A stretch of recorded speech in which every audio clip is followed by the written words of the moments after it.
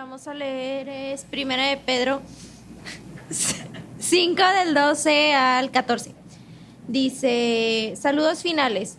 Por conducto de Silvano, nuestro fiel hermano, porque así lo considero, les he escrito brevemente, exhortando y testificando que esta es la verdadera gracia de Dios.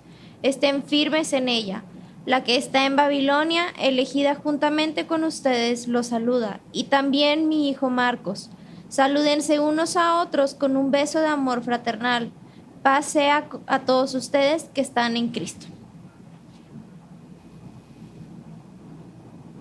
Amén, Señor, que tu palabra cree en nosotros aquello que tú amas, Padre.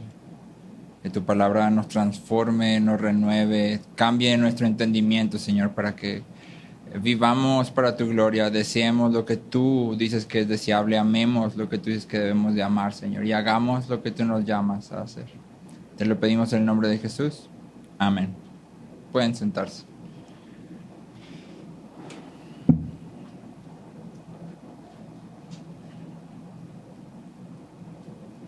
Hemos llegado al final de la carta de Pedro. Ya tenemos bastantes meses pasando por aquí y creo que la carta de Pedro ha sido esperanzadora, pero también confrontadora. Nos ha llamado a hacer cosas que parecen muy difíciles y al mismo tiempo nos ha dado esperanza para hacer aquello que nos llama a hacer. Y en este pasaje hubo una frase que me llamó mucho la atención mientras estaba leyendo, y no sé si te fijaste, dice, les he escrito brevemente, exhortando y testificando que esta es la verdadera gracia de Dios. Esta es la verdadera gracia de Dios. Y entonces a través de la carta, Pedro nos dice algo importante. Pedro nos está enseñando qué es la verdadera gracia de Dios. ¿Qué es lo que significa esta verdadera gracia? ¿Cómo deberíamos de vivir a la luz de ella? Al mismo tiempo, en este pequeño cierre nos llama a estar firmes y nos apunta hacia Cristo y la esperanza que tenemos en Él. En estos últimos versículos que parecieran ser simplemente, como el subtítulo en mi Biblia dice, saludos finales. En realidad, Pedro todavía sigue enseñando. El Espíritu de Dios a través de Pedro sigue dándonos algo para que nuestra vida sea transformada y tenga un rumbo fijo. Y entonces quiero que veamos tres cosas. Número 1, verdadera gracia. Número 2, firmeza y amor. Y número 3, paz en Cristo. Verdadera gracia, firmeza y amor y paz en Cristo, que son las tres ideas que creo que están aquí encapsuladas, aunque hay más que pudiéramos sacar. Creo que son las tres que están de manera más prominente. Entonces vamos a empezar por lo que creo que es el centro de esto y que Pedro expresa como su propósito. O sea, Pedro dice, ¿sabes para qué te escribí? Te escribí para exhortarte y recordarte. Esta es la verdadera gracia.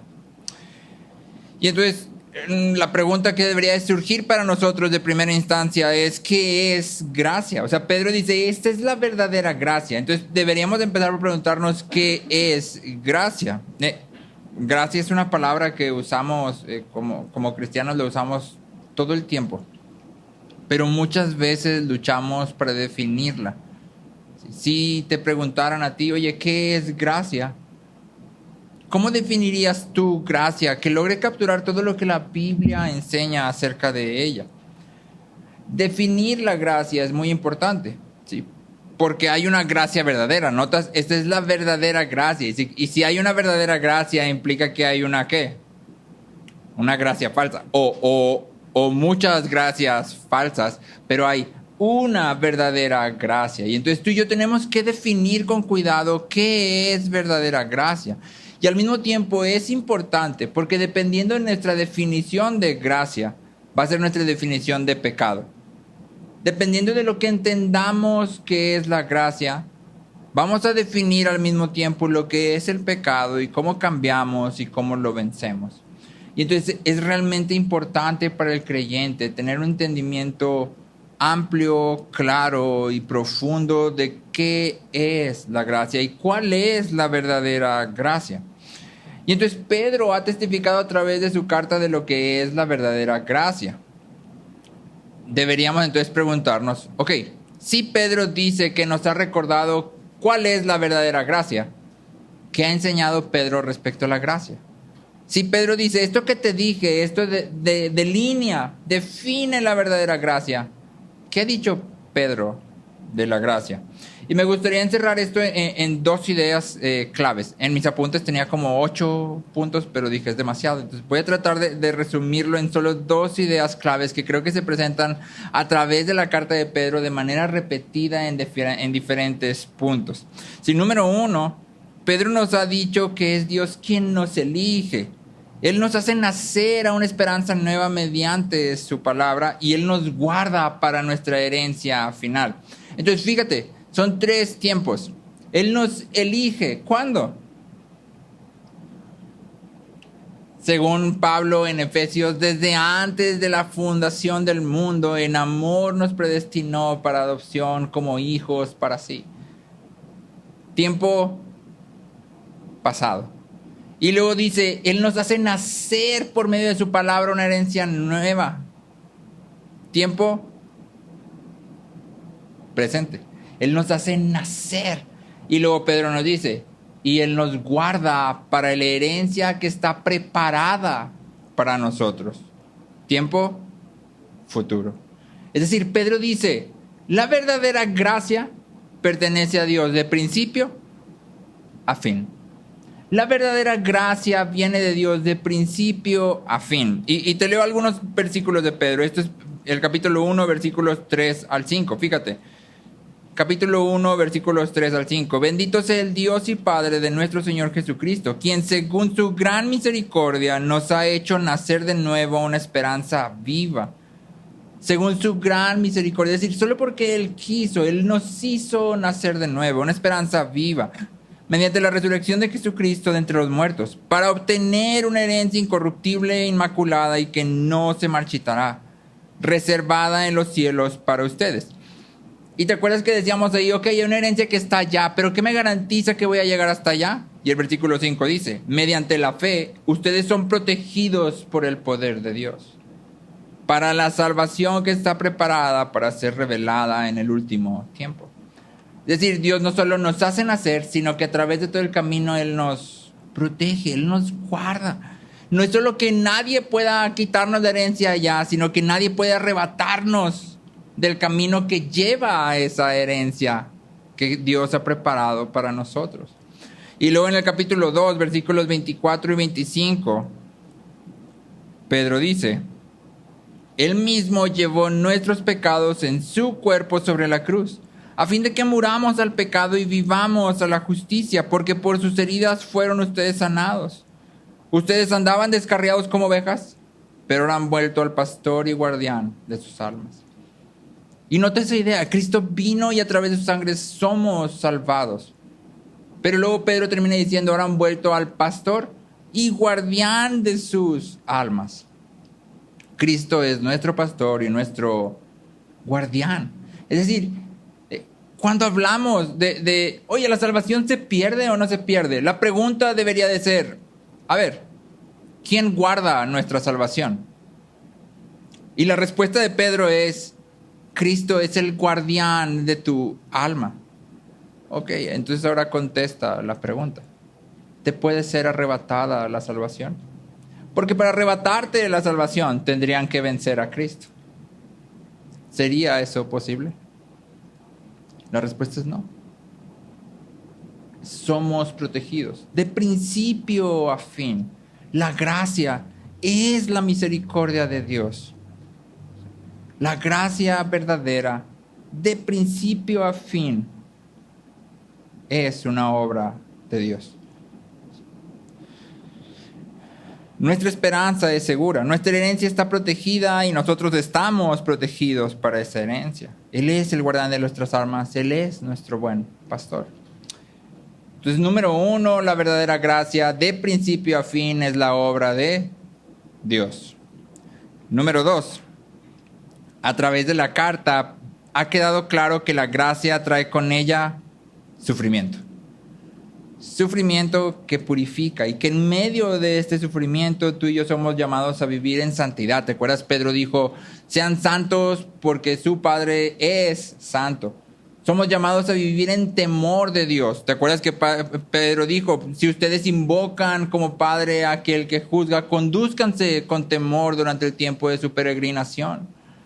Somos llamados a vivir en amor por los hermanos. ¿Te acuerdas que Pedro en el capítulo 2 dice, ustedes han nacido para un amor de hermanos?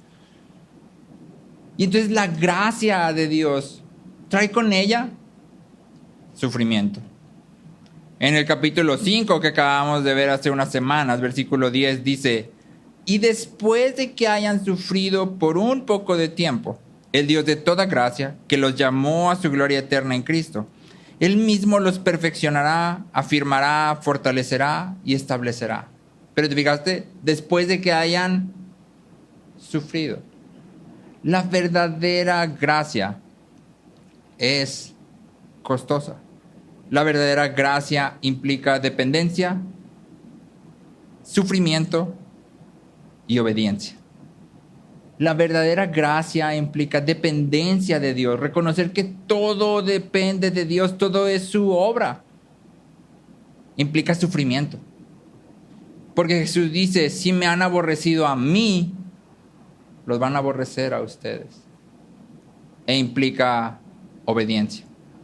Todo es obra de Dios. Y sin embargo, yo tengo que obedecer. Yo tengo que hacer aquello que he sido llamado a hacer. La verdadera gracia es costosa. Y significa que cualquier predicación de la gracia que te promete tu mejor vida hoy es gracia falsa. Cualquier predicación de la gracia que te dice es que Dios te quiere hacer rico es gracia falsa.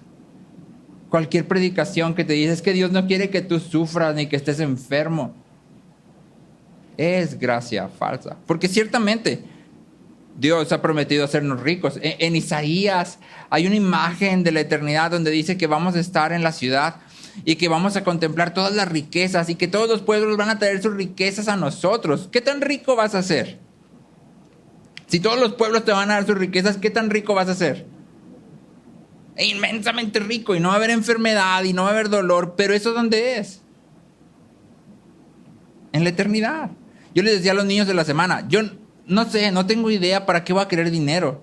No creo que en el cielo haya Starbucks para comprar. No tengo idea. Igual ya no va a valer nada. Y además, con mucha seguridad, me va a importar bien poco si tengo mucho o poquito dinero. Pero Dios dice, vas a tener todas las riquezas.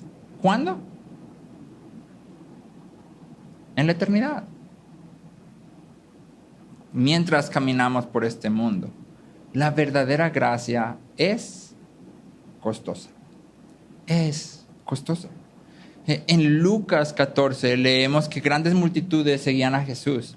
Y luego Él se voltea a estas multitudes y les dice algo que tú y yo no estamos muy dispuestos a decirles. Jesús les dice, si alguien quiere ser mi discípulo, tome su cruz, muera a sí mismo y sígame. Y luego cuenta 3 historias. Porque qué hombre hay de ustedes que queriendo construir una torre no se sienta primero a considerar si tiene lo necesario. ¿Sí? Y la idea de las 3 historias es la misma.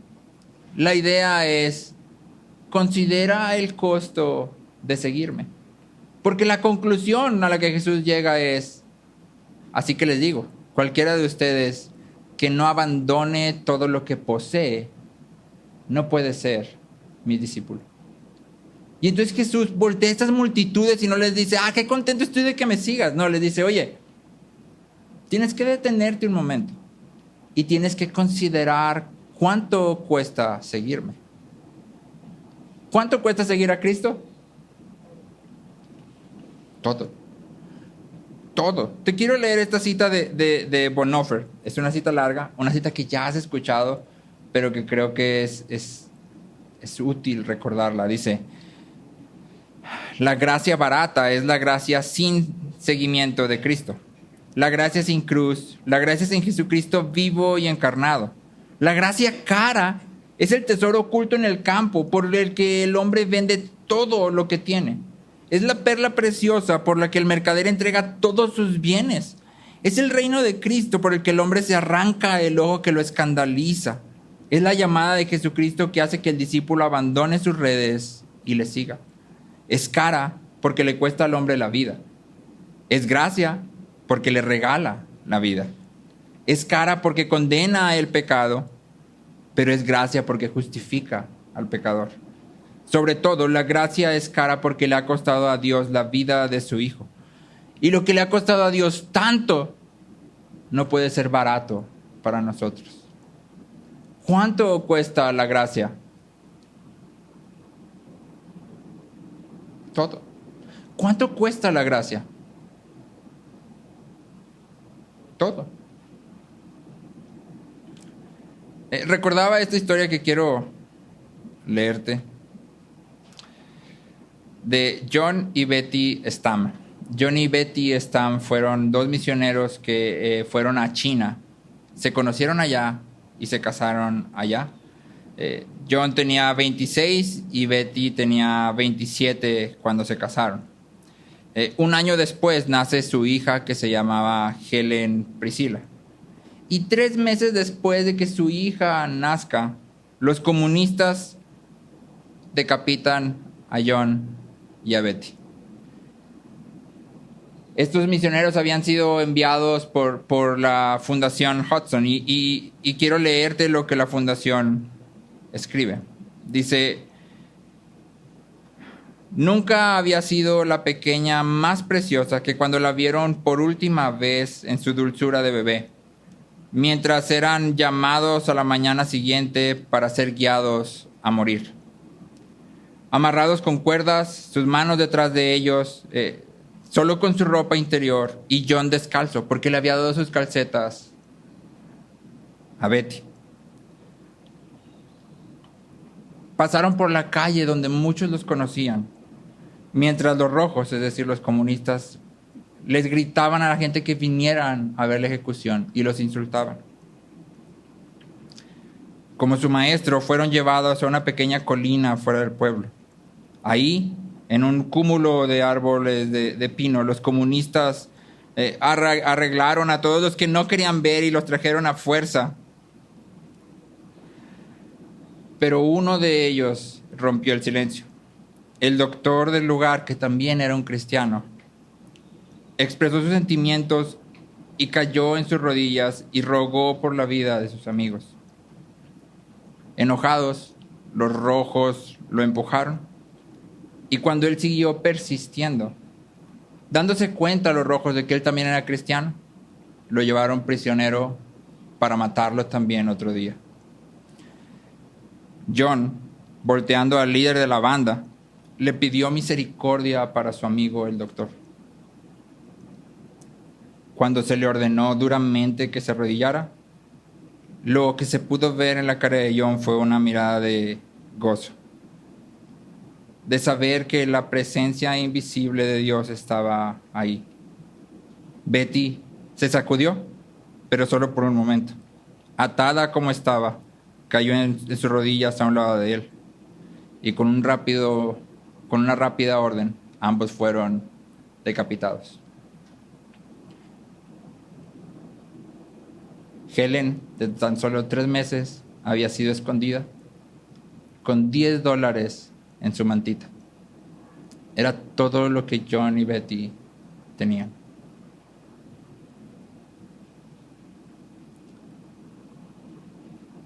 Sabes, tú y yo somos muy prontos para acostumbrarnos a los privilegios.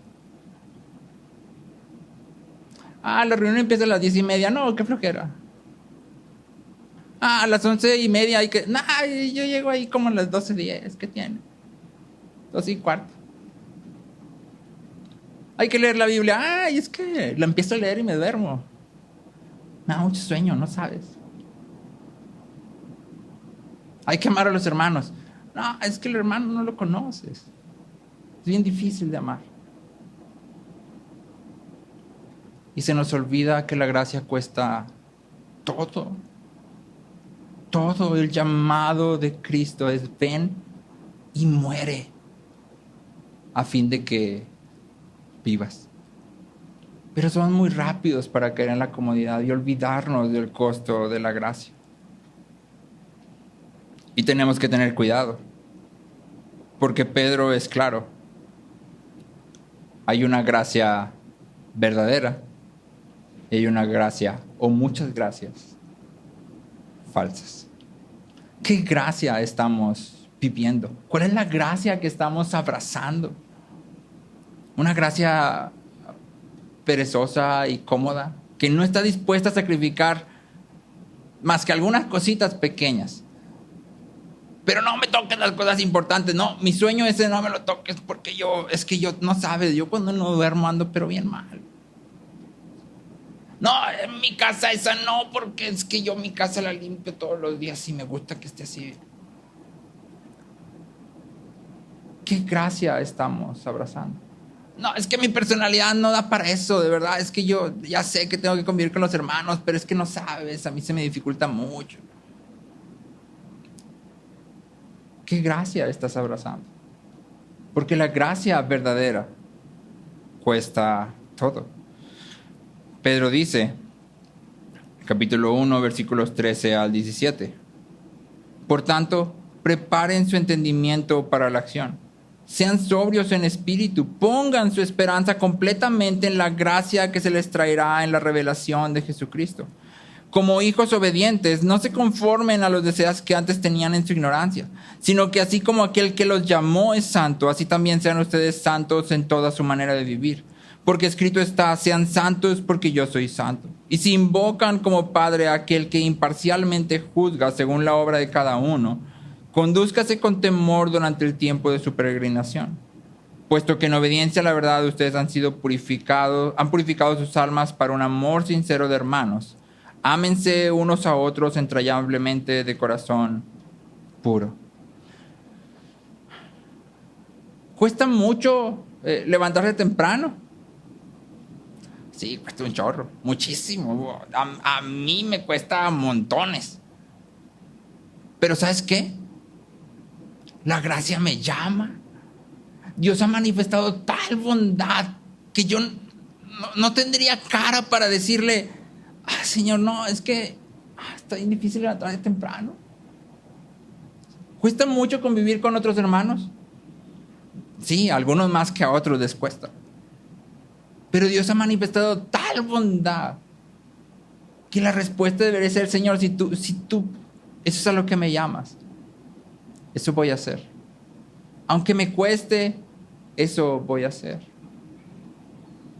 Dios ha manifestado tal bondad que si nuestro ojo nos hace caer, deberíamos de arrancarlo. Y si nuestra mano nos hace pecar, deberíamos de cortarlo. Ahora, no te estoy diciendo que vengamos todos tuertos el próximo domingo, pero hoy te estoy diciendo que deberías de examinar en tu vida qué te está estorbando.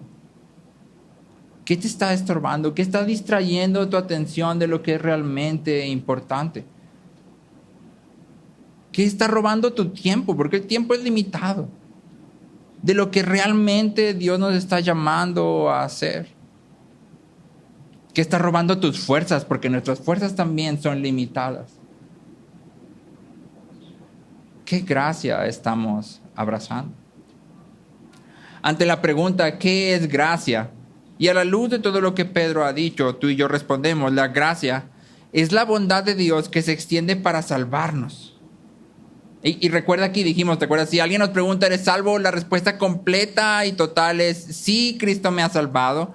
Sí, Cristo me está salvando y sí, Cristo me salvará. Entonces la gracia es la bondad de Dios que se extiende para salvarnos, creando en nosotros amor y temor hacia Dios.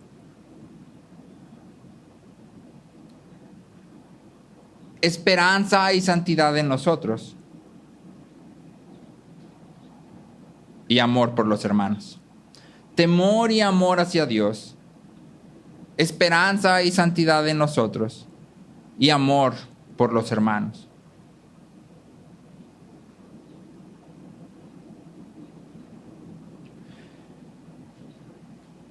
La pregunta entonces,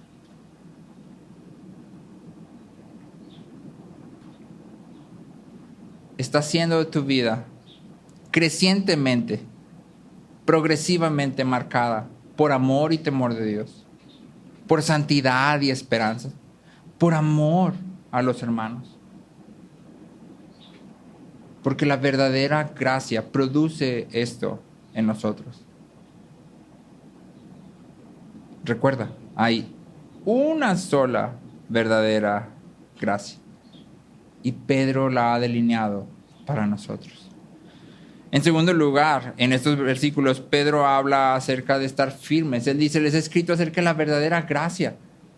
La respuesta correcta es, estén firmes en ella. Estén firmes en ella. Y estar firme significa básicamente perseverar en los llamados que hemos recibido. Es decir, para los creyentes que están leyendo la carta de Pedro, estar firmes en la gracia significa vivir conforme a todo lo que Pedro ha delineado atrás. Igual que significa para ti y para mí, la ventaja, si es que podemos llamarlo la ventaja, es que no solo tenemos la carta de Pedro, también tenemos las cartas de Pablo, de Santiago, de los Hebreos. Y estar firmes en esta gracia significa que yo voy a perseverar en los llamados que la palabra hace a mi vida. En específico, Pedro nos ha llamado a ver el sufrimiento como un medio que Dios usa para fortalecer nuestra fe y traer gloria a su nombre. Nos ha llamado a ser santos, sobrios, a poner nuestra esperanza en la revelación de Jesucristo. Nos ha llamado a someternos a las instituciones humanas, nos ha llamado a someternos a nuestros jefes y ha llamado a las esposas a someterse a los esposos. Nos ha llamado a estar listos para dar una razón de nuestra esperanza y a regocijarnos en medio de la aflicción. Nos ha llamado a estar alerta, porque el enemigo anda como león rugiente buscando a quien devorar.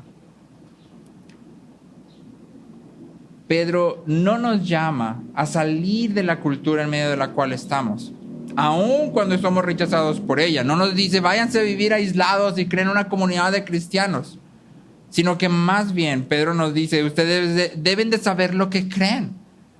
Deben de vencer el mal con el bien. Deben de mostrarse humildes, hospitalarios, mansos. Es decir, cuando Pedro habla de estar firmes, lo que está diciendo es, la iglesia debe de ser una contracultura dentro de la cultura. La iglesia debe ser una contracultura dentro de la cultura. Y es un llamado para todos nosotros que estamos reunidos hoy. ¿Cómo te das cuenta de a qué cultura pertenece una persona? Por cómo habla, por las prácticas que tiene, por las palabras que usa. Ayer una amiga de Francis le habló y su mensaje era básicamente así. Y la voy a imitar porque me pareció, dije, wow, es parte de la cultura. Y ella le decía, Francis, estoy muy emocionada. Así, con esta voz. Y yo, wow, no, qué emoción, sota, ¿verdad? Wow, o sea, pero es parte de su personalidad y de su cultura, porque luego dijo, ¿qué quieres que te guarde? Te guardo unos mofongos. ¿Qué es un mofongo? O sea, ¿qué está hablando? Sí, bueno, un mofongo, dato cultural, es plátano con chicharrón. No se me antoja, pero bueno, sí. Y la cultura se ve entonces en cómo me expreso, cómo hablo, las cosas que como, las cosas que consumo, cómo me relaciono con la gente. Entonces trae esas preguntas aquí a nosotros como un todo. Todos los domingos tú y yo nos sentamos a la mesa y compartimos los alimentos y estamos un tiempo platicando. Si alguien entrara, ¿qué cultura diría él que tenemos? ¿Cuál es la cultura que estamos mostrando? ¿Me explico? ¿Cómo son nuestras conversaciones? ¿Qué palabras usamos? ¿Cómo nos expresamos de otros? ¿De qué hablamos? ¿Cómo comemos? ¿Qué cultura estamos mostrando? Y es un llamado colectivo. Es decir, sí, cada uno de nosotros debe de examinarse individualmente, pero deberíamos de examinarnos como la iglesia que Cristo está creando. ¿Cuál es la cultura que estamos representando? Porque permanecer firmes en la gracia significa crear una contracultura dentro de la cultura. Y la principal característica de esta contracultura es el amor. Pedro dice, salúdense unos a otros con un beso de amor fraternal. Sí, salúdense unos a otros con un beso de amor fraternal. Y nota que esto es una instrucción, ¿te fijas? No es así como que, oye, si quieres o si tienes ganas, puedes saludar a otro con un beso de amor. No, está diciendo, ¿sabes qué? Ustedes se tienen que saludar con un beso de amor fraternal. Sí. Ahora, la idea no es para ti, para mí, que ya de aquí en adelante todos nos vamos a saludar con besos. No. Es cultural. Pero la idea sí se puede transportar a nosotros. Pedro lo que está diciendo es, su amor debe de ser tangible, debe de ser explícito. La gente que los vea debe de saber que ustedes de verdad y en verdad se aman. Simplemente por verlos interactuar, la gente debe de saber que ustedes se aman unos a otros. Y Pedro ha presentado esta pregunta delante de nosotros muchas veces. ¿Estás amando a la persona junto a ti? De maneras explícitas y tangibles. Y no se vale decir, no, sí, yo los amo a todos, por todos oro.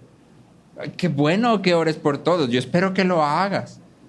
Pero el amor tiene que ser visible, tangible. Todos tienen que poder verlo. No solo la persona a la que estás amando, sino todos. Y entonces la pregunta se presenta delante de ti. Si eres parte de esta iglesia, si eres parte de la iglesia de Cristo, si has venido a Él, la pregunta es, ¿estás amando a la persona junto a ti? ¿A cuántas personas tendrías que amar?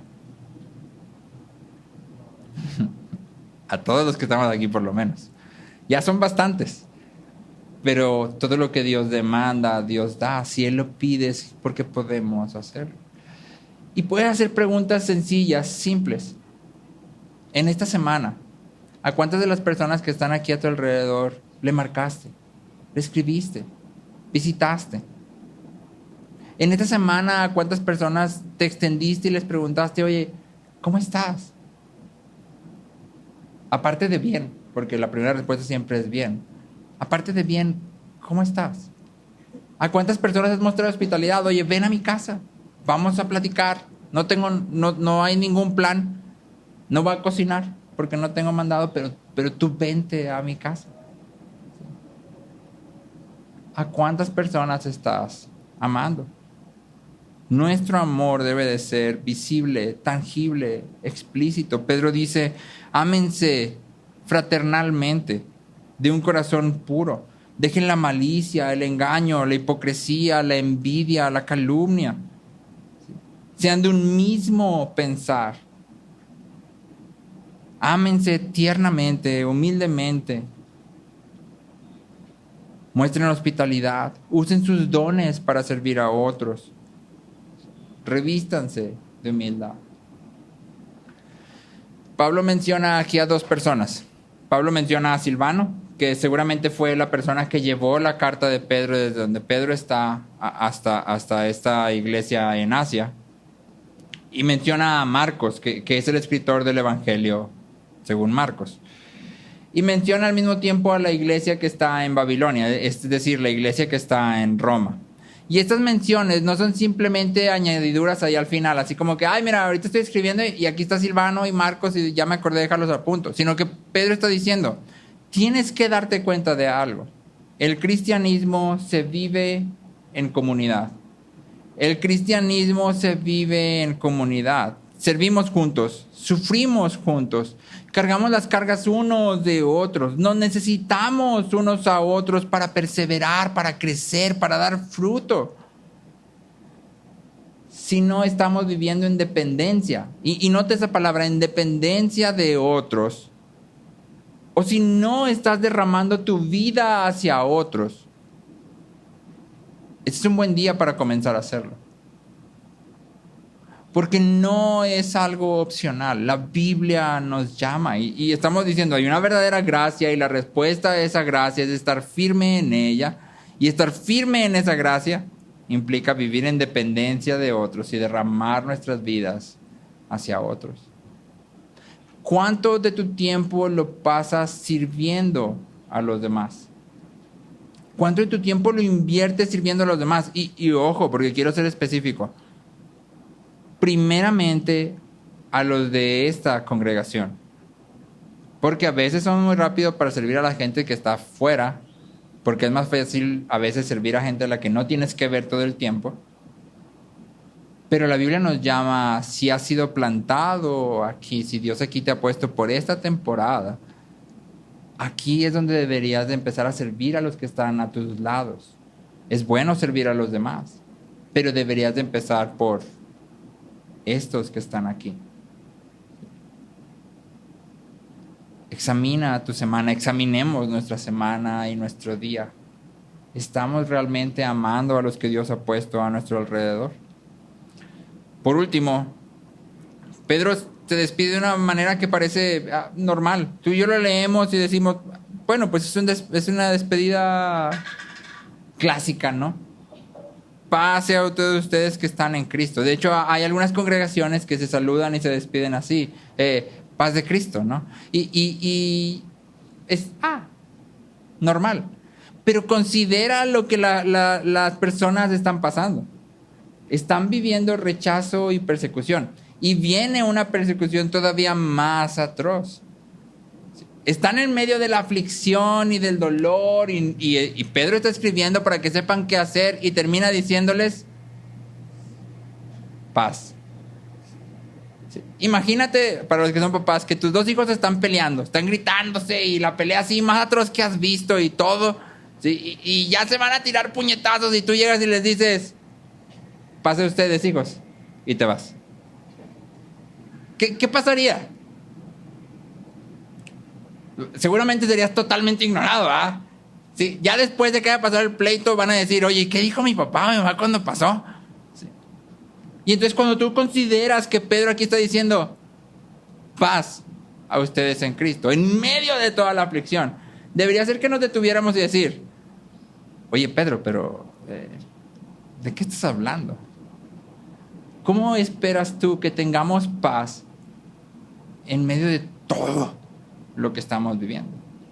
Imagínate la persona que está enferma de cáncer. Si no me equivoco, el cáncer de hígado es sumamente doloroso. De páncreas. Y tú llegas y le dices, paz. Y ya. Se acabó. Esta persona seguramente diría, como que algo está mal, ¿no? Algo no cuadra. Y sin embargo, Pedro termina su carta diciendo, pase a ustedes. Y entonces, en medio de toda la aflicción, Pedro no solo les dice, a ver cómo le hacen, búsquense paz, sino que les dice, pase a ustedes en Cristo. Es decir, hay paz para ustedes. ¿Dónde? En Cristo. Hay paz para ustedes en Cristo. Y te quiero leer el Salmo 131, el versículo 2. Mientras leía este pasaje, yo decía, bueno, pero ¿cómo podemos entender la paz? O sea, cuando la Biblia habla de paz, ¿de qué está hablando? ¿Qué es paz? Y creo que el Salmo 31 lo encierra muy bien. Salmo 131, versículo 2, dice, sino que he calmado y acallado mi alma. Como un niño destetado en el regazo de su madre, como un niño destetado está mi alma dentro de mí. Y entonces nota la imagen. ¿Sí? Dice, he calmado y acallado mi alma. Como un niño destetado en el regazo de su madre. ¿Cómo está un niño destetado en el regazo de su madre? Un niño que acaba de comer y está aquí abrazadito en el regazo de su mamá. ¿Cómo está? A gusto, ¿no? El niño ya no tiene ni una sola preocupación. Está seguro, está satisfecho, está calientito, está protegido. No hay nada que pueda sacudir al niño mientras está aquí después de comer. Y entonces el salmista nos dice, ¿sabes cómo se ve la paz? La paz se ve como un niño destetado en el regazo de su madre. La paz se ve como silencio, seguridad y satisfacción. La paz es silencio, seguridad y satisfacción. Y el salmista comienza este versículo con algo que es realmente importante, porque el salmista dice: he calmado y acallado mi alma. Y si te fijas, son dos verbos activos. He calmado y acallado mi alma. Es decir, no pasa en automático. El salmista ha tenido que trabajar hacia adentro de él mismo para quitar el ruido. No sé si te ha pasado que a veces estás pensando muchísimas cosas y a veces llegas en la noche y te acuestas en la cama y no te puedes dormir porque simplemente tu mente está como corriendo y no sabes específicamente a veces qué estás pensando, pero tu mente está, el hámster como que no se quiere detener y está dando vueltas y vueltas y vueltas y vueltas. Y el salmista dice: es que eso me pasaba a mí, pero yo he calmado y acallado mi alma. Es decir, yo he trabajado para echar a dormir el hámster, puesto de otra forma, ¿sí? En lenguaje moderno. He calmado mi alma. Y ahora está como un niño destetado en el regazo de su madre. Y la pregunta entonces para ti, para mí es: ¿pero cómo se hace eso? ¿Cómo se hace eso? ¿Sí? Y la respuesta la da Pedro, aunque también la da el salmista. Si quieres leer el Salmo 131, son solo 3 versículos, pero es uno de los salmos más hermosos y bellos junto con los otros 150 que hay. Pedro dice: hay paz para ustedes en Cristo. ¿Cómo calmamos y acallamos nuestra alma? ¿Cómo encontramos seguridad y satisfacción? Volteamos a la fuente de todo eso. Volteamos a Cristo. Volteamos y miramos a Cristo. Pedro nos dice que los creyentes estamos en Cristo. Y es un aspecto fundamental de lo que significa ser cristiano. Un pastor lo explica y me pareció bastante interesante porque él dice: vamos a imaginarnos cuál debería de ser tu relación correcta con un avión en el cual vas a viajar. ¿Deberías de estar debajo del avión? De manera que cuando el avión vuele tú también vayas con él, pero debajo del avión. No, ¿verdad? ¿Deberías de estar siguiendo al avión? Es decir, el avión empieza a despegar y tú vas atrás siguiéndolo para llegar hasta donde el avión. ¿Deberías de seguir al avión? ¿Cuál debería ser la relación correcta tuya con el avión? Debería de estar en el avión. De manera que a donde el avión vaya, tú vas. Y es exactamente lo mismo, hasta cierto punto, cuando estamos hablando de Cristo. Ciertamente nos colocamos debajo de Él como nuestro Rey. Y ciertamente nos colocamos como seguidores de Cristo. Pero todavía más fundamental que esto, tú y yo estamos en Cristo. De manera que a donde Cristo vaya, nosotros vamos. Si has puesto atención, en todo el Nuevo Testamento, creo que solo hay 2 o 3 veces que se les llama a los seguidores de Cristo cristianos.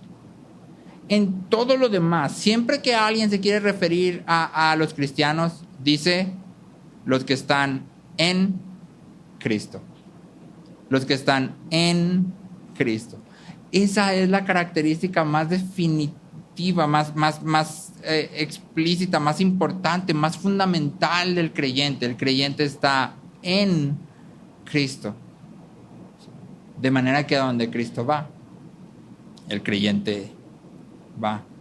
Estar en Cristo significa que somos perdonados y justificados. Significa que hemos muerto junto con Él y hemos resucitado junto con Él al pecado y a la muerte y que ahora somos libres. Significa que nada puede separarnos del amor de Dios. Significa que ahora somos una nueva creación. Y cuando tú y yo consideramos lo que significa estar en Cristo, nuestro corazón debería acelerarse y nuestra cabeza debería volar de decir: estoy en Cristo. No solamente soy un seguidor de Él, no solamente soy su amigo, no solamente es mi Rey, sino que estoy en Cristo. He sido unido a Él. Pedro nos dice en el capítulo 2, versículos 9 y 10. Pero ustedes son linaje escogido, real sacerdocio. Y no sé, nota esto. ¿Quién de ustedes se siente un linaje escogido? ¿Quién de aquí se siente un real sacerdocio? O sea, nación santa, pueblo adquirido para posesión de Dios, a fin de que anuncie las virtudes de aquel que los llamó de las tinieblas a su luz admirable. Ustedes en otro tiempo no eran pueblo, pero ahora son el pueblo de Dios. No habían recibido misericordia, pero ahora han recibido misericordia. Y notas ese cambio extremo, total. Antes no eras pueblo, pero ahora eres un linaje escogido, real sacerdocio, nación santa, pueblo adquirido para posesión de Dios. Estar en Cristo significa que toda nuestra identidad ha sido transformada. Todo lo que somos ha sido transformado. Nuestros valores son distintos o deberían ser distintos. Amamos lo que Dios ama y anhelamos lo que Dios dice que debemos de anhelar. Toda nuestra vida ha sido cambiado. Antes no eras pueblo, pero ahora eres pueblo. ¿Sí? No sé, me lo imagino como antes eras ahí un vago en la calle. Y ahora has sido adoptada a la familia más rica, poderosa, grande, gloriosa de todo el universo. ¿Cómo sería un cambio así? Te cambiaría todo, ¿no? Bueno, debería de cambiarte todo. Y eso es lo que Pedro está diciendo. Antes no eran pueblo, pero ahora son el pueblo de Dios. Estar en Cristo significa que le pertenecemos a Él y que Dios se ha dado a nosotros. A donde Cristo vaya, nosotros vamos. Y esto es glorioso porque la pregunta es, ¿dónde está Cristo?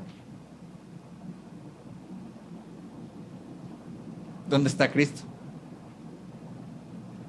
Con el Padre, ¿no? Sentado a la diestra de Dios. Y Pablo nos dice, ustedes están sentados juntamente con Cristo.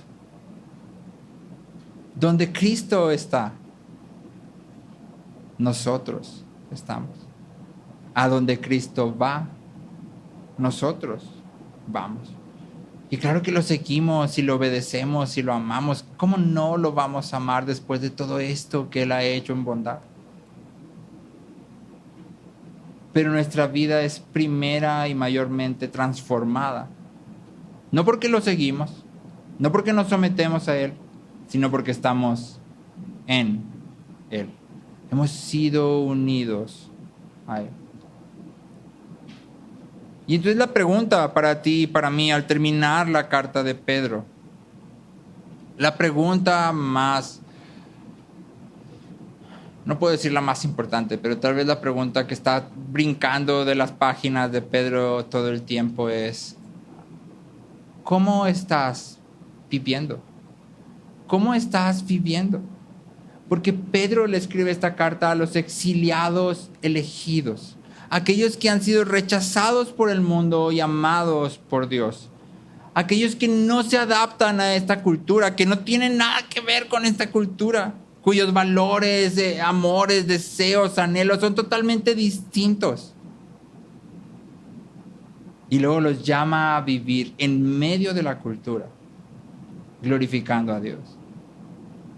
Y entonces la pregunta para ti y para mí, que está ahí saltando todo el tiempo a través de estas páginas, es ¿cómo estás viviendo?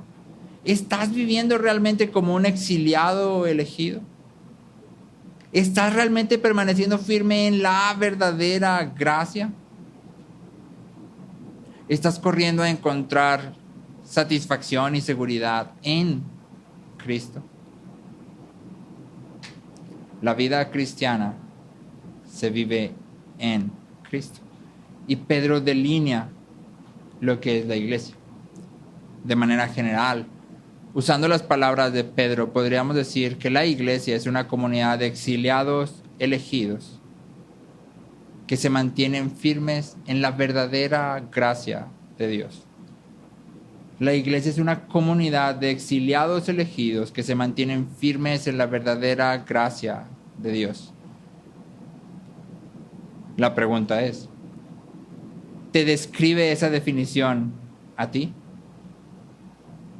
¿Formas parte de la comunidad? ¿Eres un exiliado elegido que se mantiene firme en la verdadera gracia? Y si no has venido a Cristo, o si piensas que tal vez eres cristiano, pero no estás manteniéndote firme en la gracia, hoy es un buen día para arrepentirte. Hoy es un buen día para humillarte delante de Dios y decir, perdóname, ayúdame. Porque no es nada más, sí, yo sé de la Biblia y sé de Cristo y creo en Él. No. La verdadera iglesia es una comunidad de exiliados que se mantienen firmes en la verdadera gracia de Dios. ¿Cómo estamos viviendo?